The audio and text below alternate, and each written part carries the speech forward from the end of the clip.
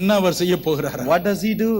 நொறுங்குண்ட இருதயங்களை குணமாக்குகிறார். To console the broken-hearted. உடைந்த இருதயங்களை குணமாக்குகிறார். To console the broken-hearted people. கடந்த மே மாதம் கொடிய விபத்திற்குள் நானும் என் குடும்பமும் சிக்கினோம். Last May we went through a terrible tragedy. எங்கள் அன்பு மகளை இழந்தோம். We lost our beloved daughter. உள்ளம் நொறுங்கி போயிற்று. We were so broken-hearted. உடைந்த ஒரு உள்ளம் எனக்கு.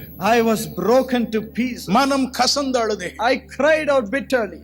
எனினும் கணக்கற்ற மக்கள் எனக்காய் புலம்பி அழுதார்கள். But in spite of that, thousands of my beloved friends cried for me. இயேசுவின் ஆறுதல் எங்கள் உள்ளத்தை நிறைத்தது. God's consolation filled us. துன்பத்தினூடே ஒரு ஆறுதல். In the midst of agony, God's கண்ணீரின் மத்தியில் ஒரு consolation. ஆறுதல். In the midst of tears, God's consolation. ஆகவே இனி உலகத்தில் நாம் வாழ்வது மற்றவர்களுக்காக என்றுதான் வாழ்கிறோம். வாழ்வது மற்றவர்களுக்காக. I live for others. காரணம் இயேசு அப்படி வாழ்ந்தார். Because Jesus lived like that. தன் ஜீவனையே கொடுத்தார். He gave his life for others. அதுதான் நமக்கு ஆறுதல் பிரியமான. That is our only consolation. மனம் கலங்காதே. Let not your heart be our troubled. அதிசயமானவர். He is wonderful.